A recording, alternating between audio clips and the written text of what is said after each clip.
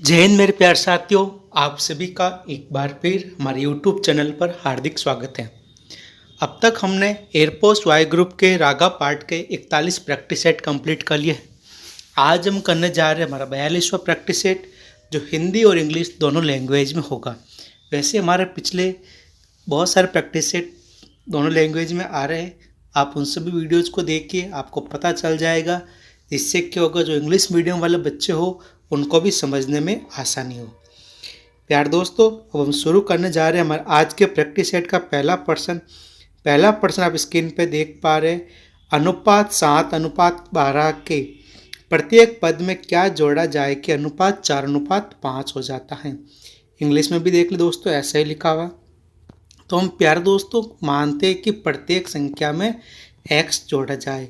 तो पहली संख्या हमारी इस प्रकार है 7:12 के अनुपात में। इनमें हम x जोड़ लें, हमें ऐसा ही करना होता है।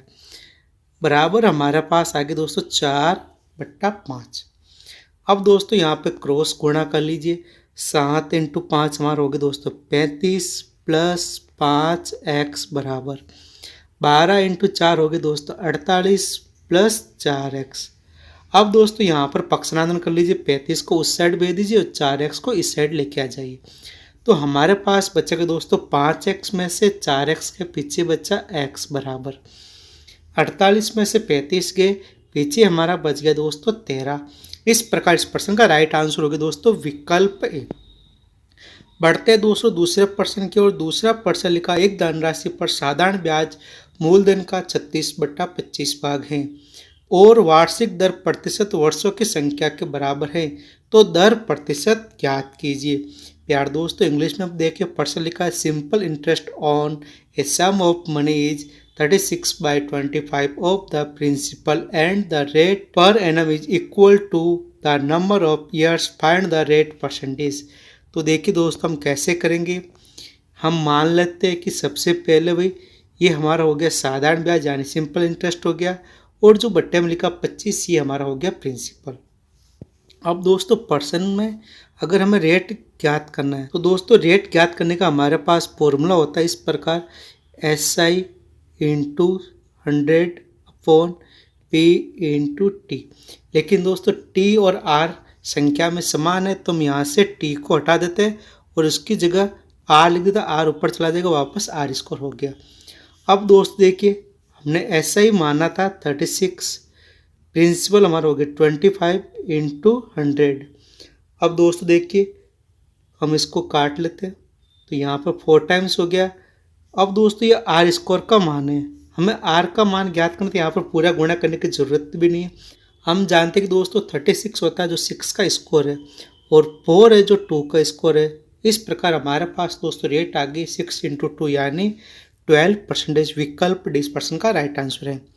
बढ़ते दोस्तों तीसरे प्रश्न की ओर। तीसरा प्रश्न है, समबाहु त्रिभुजाकार मैदान को समतल बनाने की लागत 4√3 रुपये प्रति वर्ग मीटर की दर से 300 रुपये हुए, तो मैदान की भुजा ज्ञात करनी है। प्यार दोस्तों मैं कॉस्ट दे रखी है 4√3 पर स्क्वायर मीटर और टोटल कॉस्ट दे रखी है 300। तो मैं पहले एरिया फाइंड आउट कर लेना, हमें पहले क्षेत्रफल ज्ञात कर लेना होता है। क्षेत्रफल कैसे ज्ञात करेंगे दोस्तों, टोटल रुपये में पर स्क्वायर मीटर का भाग दे देंगे, तो हमारे पास आ जाएगा दोस्तों 300/4√3। प्यारे दोस्तों 4 का भाग 100 में 25 बार गया, और 3 में √3 का भाग दोस्तों √3 बार जाएगा। तो इस प्रकार मैदान का एरिया आ गया हमारे पास 25√3 मीटर स्क्वायर। हमें दोस्तों मैदान की भुजा ज्ञात करनी है, हमें साइड ज्ञात करनी है। तो दोस्तों देखिए प्यार दोस्तों हमारे पास समबाहु त्रिभुज का क्षेत्रफल ज्ञात करने का फॉर्मूला होता है √3/4 भुजा स्क्वायर। इसका मान हमारे पास दे रखा दोस्तों 25√3, तो 25 से 25 चला गया, तो ए स्क्वायर बराबर दोस्तों हमारे पास आ गया 25 × 4। अब प्यार दोस्त जब 25 × 4 करेंगे 100 आएगा, तो 100 का वर्गमूल हमारा क्या आ जाएगा दोस्तों √10 आ जाएगा। तो इसका आंसर हो गया दोस्तों मैदान की भुजा side of the field is 10 metre. बढ़ते दोस्तों चौथे प्रश्न की ओर। चौथा क्वेश्चन लिखा है दोस्तों, x का 80% x के 120 से 24 कम है, तो 80x का कितना प्रतिशत है। तो प्यार दोस्त हमें पता चल गया, पहले हमें x का मान ज्ञात करना पड़ेगा। यहाँ पर देखिए दोस्तों, आपको दिख रहा होगा कि भी यहाँ पे 80 से हम 120 पे जा रहे हैं, तो हमारे पास 24 मिल रहा है। इसका मतलब क्या हो गया दोस्तों, 24 किसके इक्वल है, 40 के इक्वल है। तो हम 100 ज्ञात कर लेते हैं, 100 यानी x आ जाएगा। अब इसको हम सिंपल कर लेते हैं दोस्तों, 0 से 0 चला गया, इनको हम डिवाइड कर लेते दोस्तों, 6 टाइम जाएगा, 6 इंटू 10 हमारे पास हो गया दोस्तों 60। ये हमारे पास आ गया दोस्तों x का मान आ गया।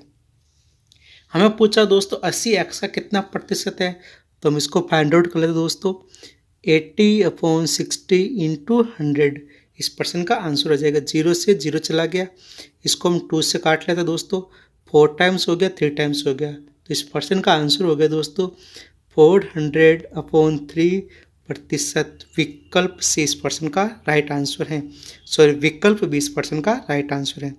बढ़ते दोस्तों 5वां प्रश्न की ओर। 5वां प्रश्न लिखा दोस्तों, 8 महिलाएं 10 पुरुष 15 दिन में एक कार्य को पूरा कर सकते हैं। एक महिला की कार्य क्षमता पुरुष की तुलना में 40% अधिक है। इसी कार्य को पूरा करने के लिए 6 पुरुषों द्वारा कितना समय लिया जाएगा, वो हमें ज्ञात करना दोस्तों। तो ध्यान से देखिए दोस्तों, हम कैसे करेंगे। हम पहले महिला और पुरुष की कार्य क्षमता की तुलना कर लेते हैं। ये हमारे पास दोस्तों वुमेन हो गया, मैन हो गया। अब दोस्तों पर्सन में दिया है, तो वुमेन की एफिशिएंसी जो पुरुष की तुलना में 40% अधिक है, तो इसका ऐसे ज्ञात कर लेंगे दोस्तों 140/100, यहाँ पर 40% अधिक आ गई। अब इसको हम डिवाइड कर लेते दोस्तों, ये 7 टाइम्स हो गया, ये हो गया हमारा 5 टाइम्स हो गया, यानी कि वुमेन्स की कैपेसिटी 7 आ जाए तो पुरुष की आ जाएगी हमारी 5 आ जाएगी। अब दोस्तों हम इसको हल कर लेते हैं, 8 महिलाएं 7 से गुणा कर लेंगे क्योंकि इसकी कार्यक्षमता 7 है, प्लस 10 इंटू 5, ये हमारे पास कुल 15 दिन में कार्य कंप्लीट करती हैं। तो दोस्तों देखिए, हमें पूछा है 6 पुरुषों द्वारा, 6 पुरुष को हम 5 से गुणा कर लेते हैं, ये x दिन में कार्य कंप्लीट कर लेंगे। इसको हम हल कर लेते दोस्तों, 8 इंटू 7 हमारे पास हो गए 56, प्लस 5 इंटू 10 हमारे पास 50 हो गए। इसको हमें 15 से गुणा करना है। तो दोस्तों देखिए, हम इसको एक बार हल कर लेते हैं। हमारे पास दोस्तों इनको ऐड कर लीजिए, 56 प्लस 50 ये हो गए 106 इंटू 15, इधर दोस्तों हमारे पास हो गए 30 इंटू x हो गया। दोस्तों देखिए 15 का भाग 30 में 2 बार गया, और दोस्तों देखिए 2 का भाग 106 में गया हमारा 53 बार। तो इस प्रकार इस प्रश्न का आंसर आ गया 6 पुरुष इस कार्य को 53 डेज में कर लेंगे। विकल्प 20% का राइट आंसर है। बढ़ते दोस्तों छठे प्रश्न की ओर। छठा प्रश्न हमारा 3520 में न्यूनतम संख्या क्या जोड़ी जाए कि यह 42, 49, 56 और 63 से पूर्णतः विभाजित हो जाए।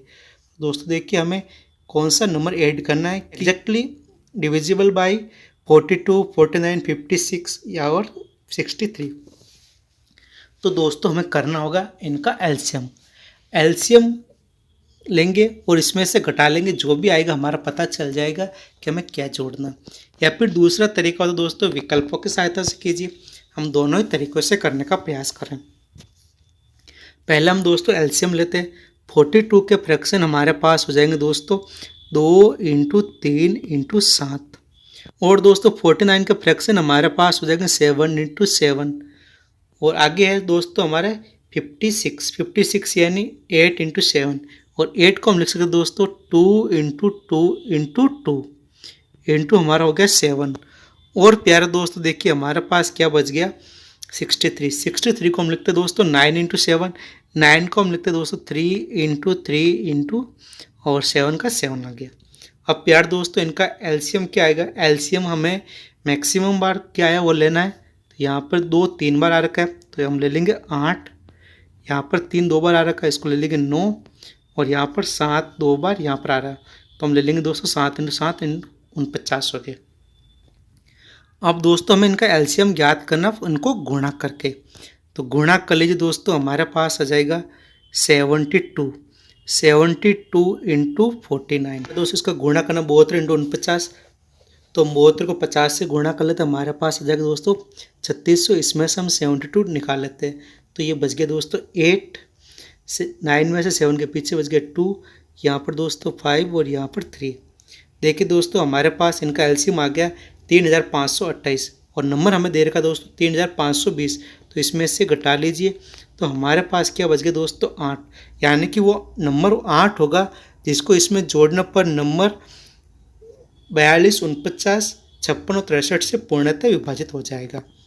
अब प्यारे दोस्तों हम एक बार ऑप्शन की सहायता से करने का प्रयास कर रहे हैं, जिससे क्या होगा पर्सन समझने में आसानी हो। विकल्पों की सहायता से करने के लिए दोस्तों हमें ऐसा नंबर ढूंढना है जिसका हमें विभाज्यता का नियम डिविजिबिलिटी लॉ आता है। तो हम 63 लेते हैं। 63 में दोस्तों हमारे पास 9 छिपा हुआ है और हमारा 7 छिपा हुआ है, तो हम 9 की डिविजिबिलिटी चेक करते हैं। अब यार दोस्तों हमारे पास लिखा है 3520। अब इसमें हम एक बार 15 जोड़ते हैं तो हमारे पास आता है दोस्तों 35। अब देखिए दोस्तों ये संख्या 9 से डिविजिबल हो रही है क्या? हम जोड़ते दोस्तों 5 और 5 10, 3 और 3 6 और 10 और 6 16। ये संख्या 9 से डिविजिबल नहीं है, तो इसका आंसर ये नहीं होगा। इसमें हम 20 जोड़ते दोस्तों 3520 प्लस 20 हमारे पास होगी दोस्तों 3540। अब ये 9 से डिविजिबल है क्या? इसको हम चेक कर दोस्तों 5 और 4 9, 9 और 3 हमारे पास हो गया 12। ये भी नहीं है, तो ये भी इसका राइट आंसर नहीं होगा। विकल्प सी हम चेक करते हैं। विकल्प सी हमारा 8 ऐड करने पर आ जाएगा दोस्तों 3528। इसके अंकों का सम कीजिए, हमारे पास 18 आ रहा है। यह संख्या 9 से डिविजिबल हो रही है, तो ये इसका आंसर हो सकता है। हम लास्ट विकल्प चेक करते हैं। लास्ट विकल्प दोस्तों 5 लिखा है, तो 3520 प्लस 5 हमारे पास हो जाएगा दोस्तों 3525। इसका सम कीजिए दोस्तों, हमारे पास आ रहा है 15। ये 9 से डिविजिबल नहीं हो रहा है, तो एक की संख्या हो रही है जो 9 से डिविजिबल है, तो इसका राइट आंसर होगा दोस्तों विकल्प सी। बढ़ते दोस्तों 7वें प्रश्न की ओर। 7वां प्रश्न है 5 लड़कों 4 लड़कियां कॉपी घर में जाती है। यदि प्रत्येक लड़के को 300 रुपये भुगतान करती हैं, सभी का औसत 250 रुपये है, तो प्रत्येक लड़के द्वारा भुगतान की गई राशि ज्ञात कीजिए। प्यारे दोस्तों इंग्लिश में प्रश्न देख लीजिए, बहुत ही आसान प्रश्न है। हमारे पास दोस्तों ये दे रखा है कि प्रत्येक लड़की को each girls page 300 rupees. Total girls कितनी है दोस्तों? हमारे पास 4 है, तो टोटल कितने रुपए पे हुए लड़कियों को? 4 × 300 यानी कि 1200 रुपये लड़कियों को पे हुए। और दोस्तों कि सभी का औसत हमारे पास 250 आ रहा है और टोटल कितने परसेंट थे? हमारे पास 9 थे। तो हमें पता चल जाए कुल कितनी राशि पे की गई, तो 25 × 9 हमारे पास होता दोस्तों 225 और 0 का 0। अब यार दोस्त देखिए पूरे 2250 रुपये 2250 रुपये पे किए गए। इसमें से 1200 रुपये 1200 रुपये लड़कियों को मिले, तो लड़कों को कितने मिले हम इसमें से निकाल लेते हैं। तो हमारे पास आ जाएगा दोस्तों 50 0 1। सभी लड़कों को मिलाकर दोस्तों 1050 रुपये मिले। टोटल लड़के हमारे पास थे 5, तो प्रत्येक लड़कों को मिलेगा दोस्तों हमारे पास 210 रुपये। विकल्प 20% का आंसर है। बढ़ते दोस्तों 8वें प्रश्न की ओर। 8वां प्रश्न है यदि एक बक्से में 3 सफ़ेद तकिए, 4 लाल तकिए, 5 नीले तकिए हैं, तो सफ़ेद या नीले तकिए के चयन की प्रायिकता क्या होगी?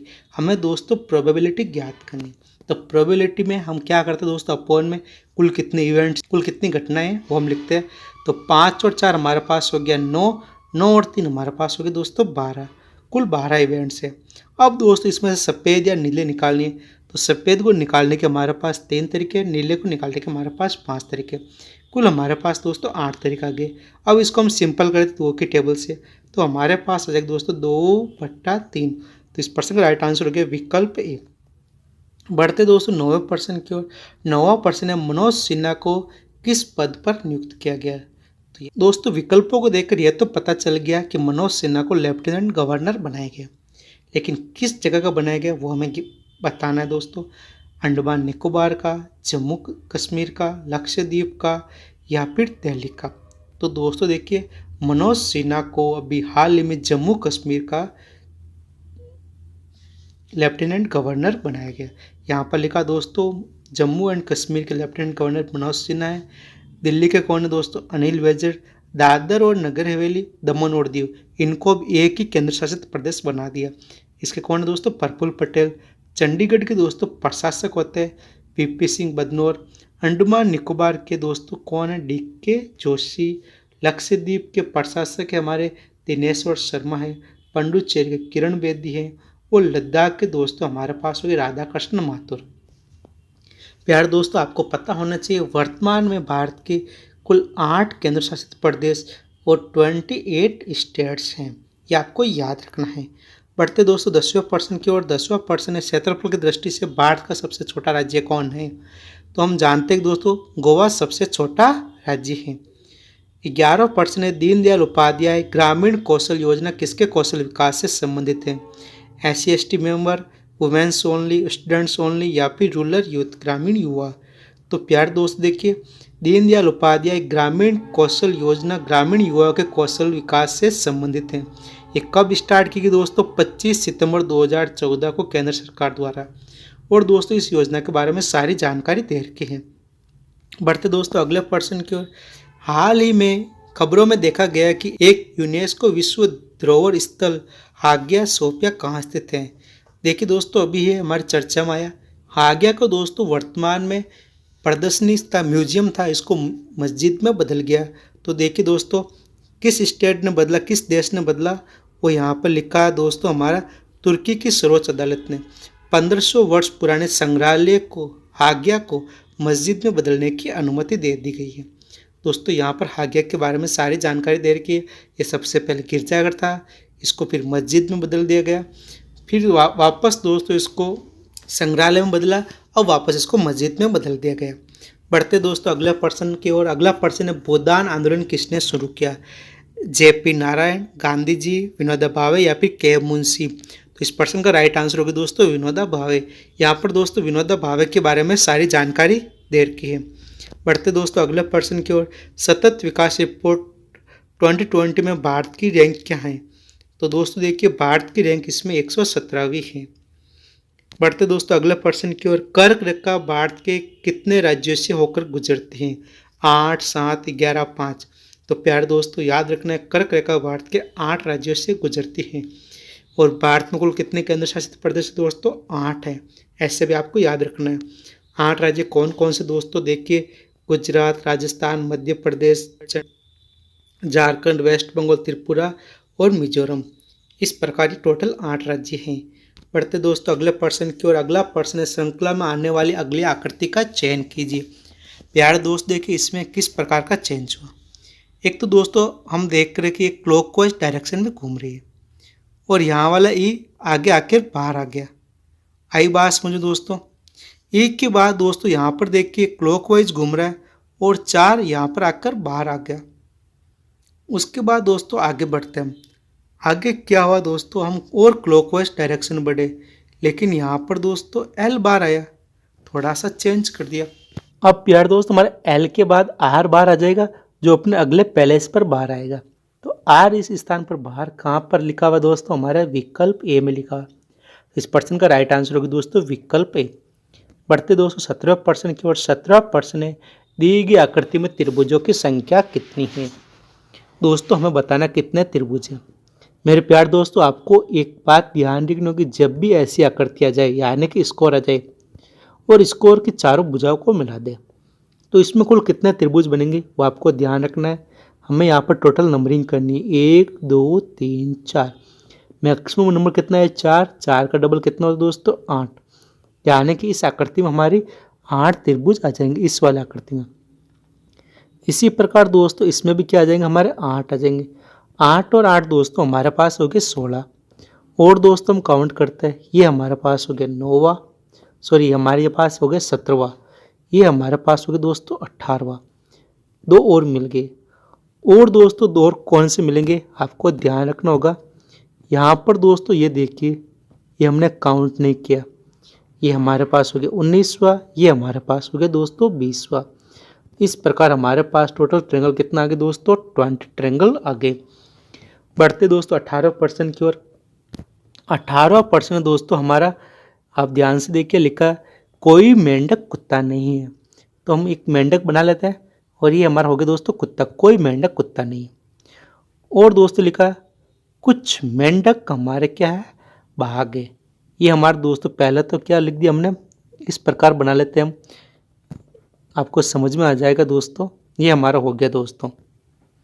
ये हमारे दोस्तों सबसे पहले मेंढक हो गया, ये हमारे दोस्तों कुत्ता हो गया। कोई मेंढक कुत्ता नहीं हो, कुछ मेंढक हमारे क्या हो गए दोस्तों, बाघ हो गए।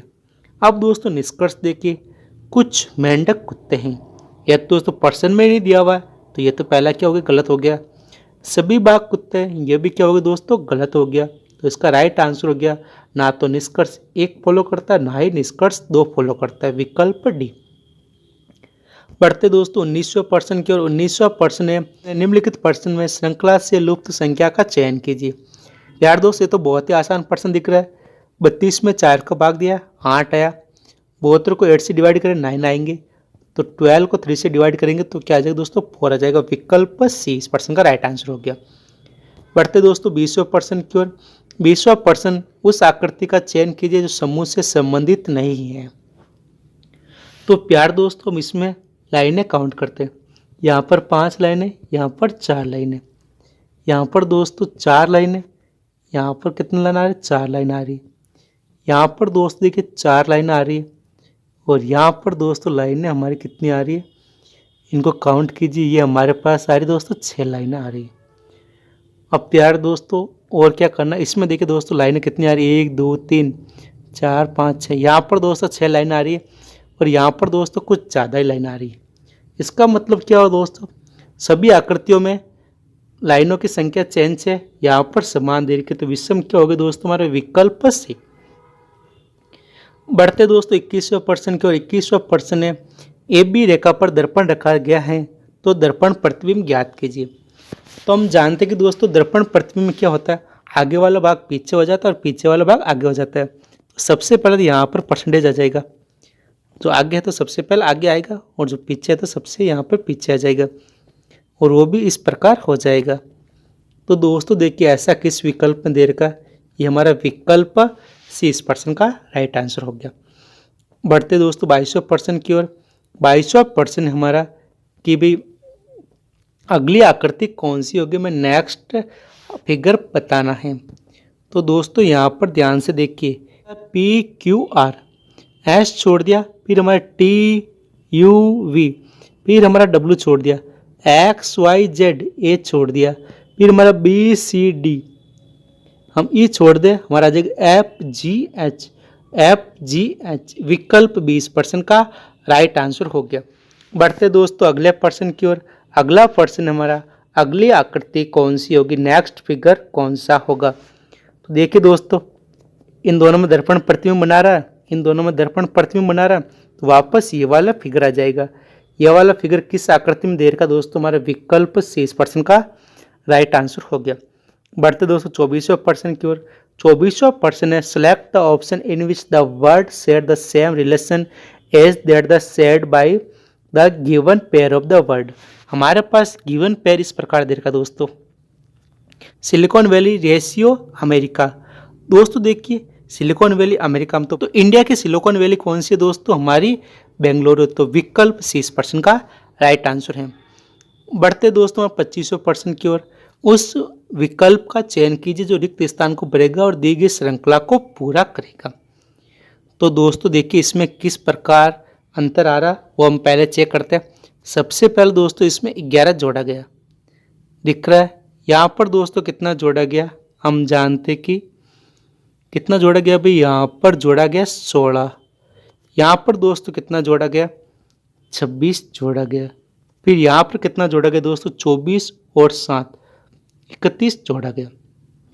अब प्यार दोस्त देखिए इसमें क्या चेंज आ रहा है, +5 किया, यहाँ पर +10, यहाँ पर दोस्तों फिर से +5। तो यहाँ पर एक बार फिर से +10 करके देखते हैं कि हमारा सही मिल जाएगा। 31 + 10 हमारा हो गया दोस्तों 41 हो गया। 41 को हम 107 में जोड़ देते दोस्तों, तो हमारे पास हो जाएगा 8 और 14। तो इसका राइट आंसर हो गया दोस्तों विकल्प बी 148। बढ़ते दोस्तों अगला प्रश्न की ओर। अगला प्रश्न है, हमें अगली आकृति का चयन करना है। तो देखिए दोस्तों इसमें एफ पीछे गया, दर्पण प्रतिबिंब बना देगा। इसमें एल इधर गया, फिर दर्पण प्रतिबिंब, ओ कोई चेंज नहीं होता। फिर एस इधर चला गया, तो एस इधर चला जाएगा हमारी अगले फिगर में। तो एस इधर कौन से फिगर में, और लास्ट वाला एस हमारे सेम पोजीशन पर रहेगा। विकल्प डी इस प्रश्न का राइट आंसर हो गया। बढ़ते दोस्तों हमारे 27वां प्रश्न की ओर। 27वां प्रश्न है, इन दोनों में जो इक्वलिटी है वही इक्वलिटी किस फिगर में दे रखी है। यहाँ पर दोस्त देखिए दोनों सर्किल को मिलाकर नीचे दे दिया गया। यहाँ पर दोनों ट्रायंगल को मिलाया तो यहाँ पर दोस्तों हमारा चतुर्भुज बन गया।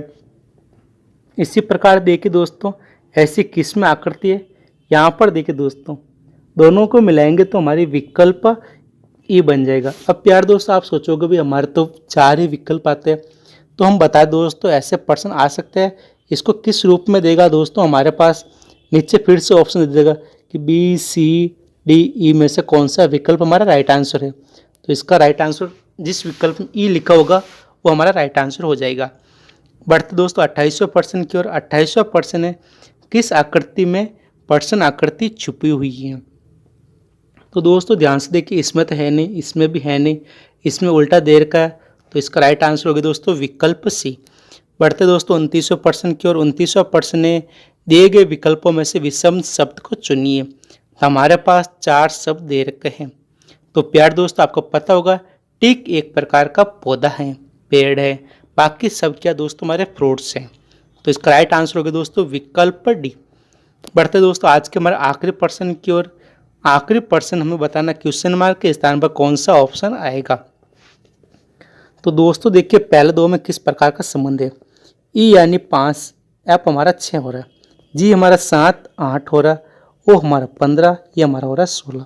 इसी प्रकार दोस्तों हमारा एम में एन, एम हमारा 13 पर आता है तो 14 पर हमारा आएगा दोस्तों एन। ये हमारा 1 पर तो हमारा अगला आ जाएगा दोस्तों बी, और एन हमारा दोस्तों 14 पर आता है तो 15 पर आ जाएगा 2। तो इसका राइट आंसर हो जाएगा दोस्तों एन बी ओ। विकल्प सी इस प्रश्न का राइट आंसर हो जाएगा। मेरे प्यार दोस्तों आज का हमारा पेपर यहीं पर समाप्त होता है। मिलते हैं अगले पेपर में, तब तक के लिए जय हिंद, जय भारत, शुभ रात्रि। ये हमारे पास पेपर क्या हो गया दोस्तों, हमारा एंड हो गया। जय हिंद दोस्तों।